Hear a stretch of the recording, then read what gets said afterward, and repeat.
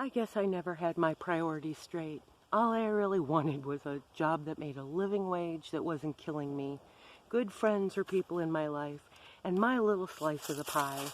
You know, I spent my 20s and 30s basically a zombie most of the time, in chronic pain and fatigue, working 2 jobs, trying to put myself through school. All I really ever wanted was some pain relief and a good night's sleep. Vicky was a perfect example. When we met, they were living in an $850 condo.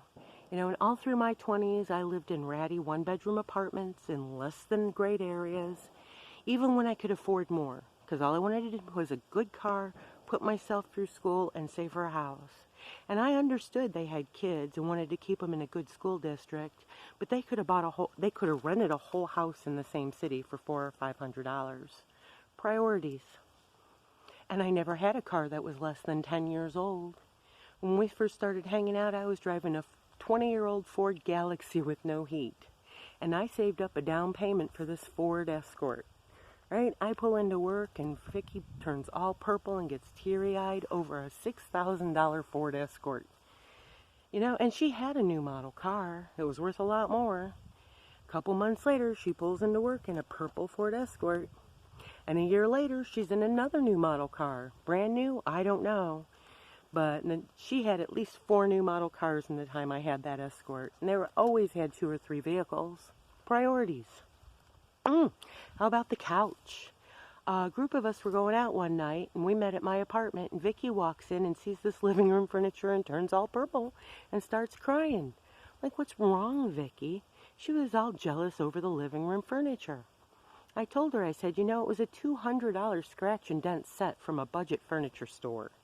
You know, Big Lots type furniture. It didn't even have the chair. I said, you could get the whole set or something comparable for $300.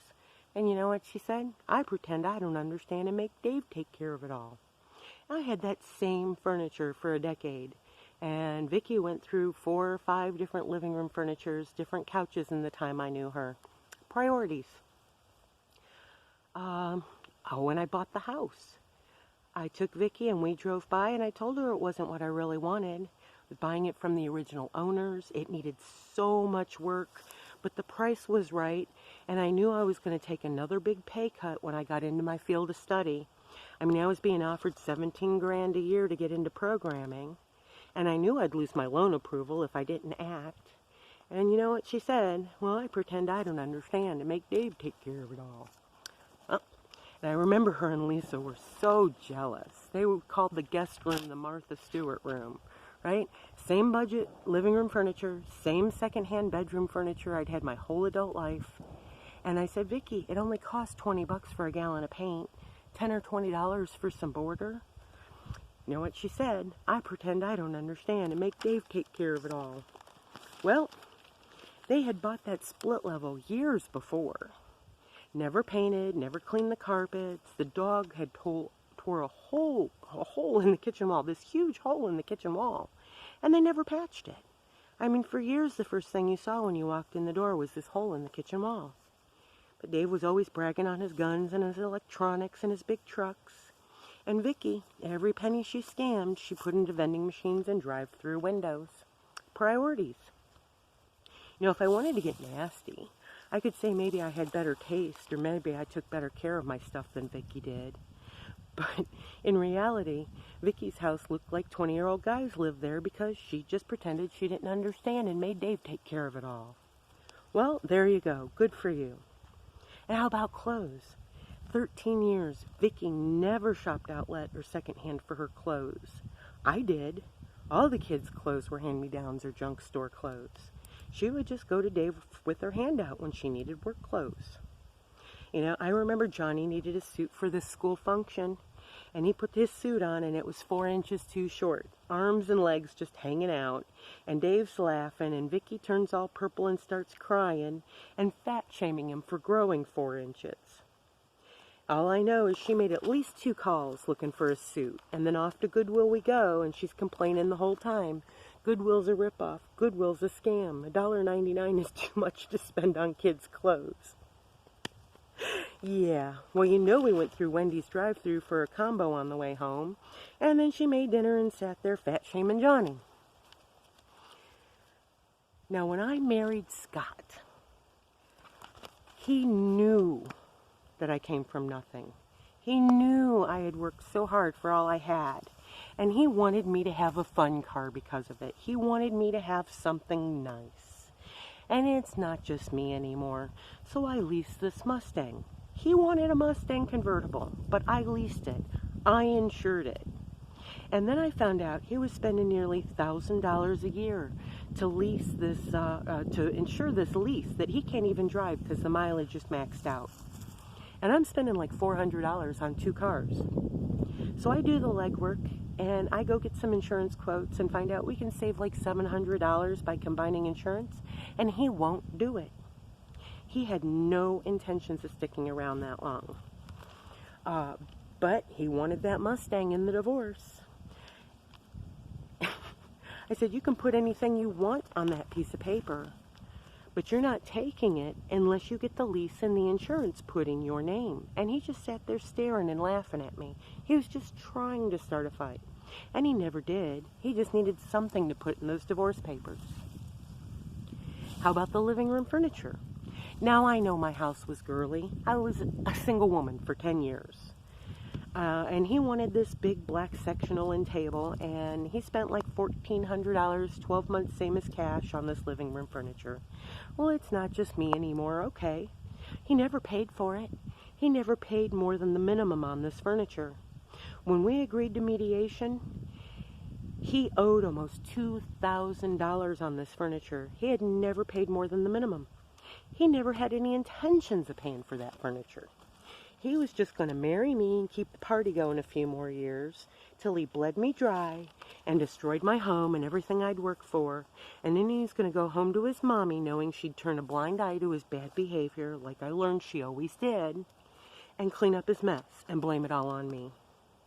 And our entire relationship was just a scam. It was just a long con.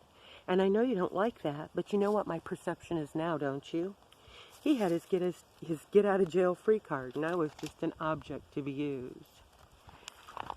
Oh, and if you think I was looking for financial security, I think I had better options than Scott. I think they were all probably better options than Scott. But here's a couple examples. Let's go back to the 80s. My friend Michelle calls and wants to fix me up with this guy she's working with.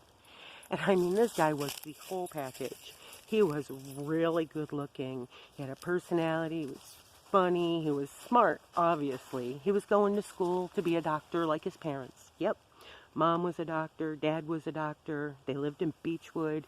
He'd come pick me up in his father's Mercedes-Benz. And I mean, this car had everything. It did everything. The dashboard looked like the cockpit of an airplane. But after the first date, it was always, you got to have this, you got to have that. Just charge it. Just get a credit card and charge it. No. You know, every time we go out, and we only went out a handful of times, we go shopping. Well, why don't you get this? Why don't you get that? Just charge it. No. Well, I'll just put you on my American Express. I'll get you an American Express card. No. You know, it was exhausting. And I knew we came from different worlds, and he had no idea what it was like to budget $4 an hour for rent and utilities and all of the rest. And I didn't even have a car. I mean, I had never had any car. I had just started working a second job at the laundromat to save for my first car. I guess I should have taken his American Express and got busy trying to trap me a doctor, huh? Guess I'm just not that smart. Guess I'm just not trained up the right way. Oh, and how about Diane when she wanted to fix me up with her brother-in-law? She's going on about his big fancy house and his big pile of stuff and his big bank accounts. No. You know, I felt like if he wasn't treating me fairly in a business relationship, why would I want to have a personal relationship with him? Guess I'm just not that smart. Guess I just don't reason the right way.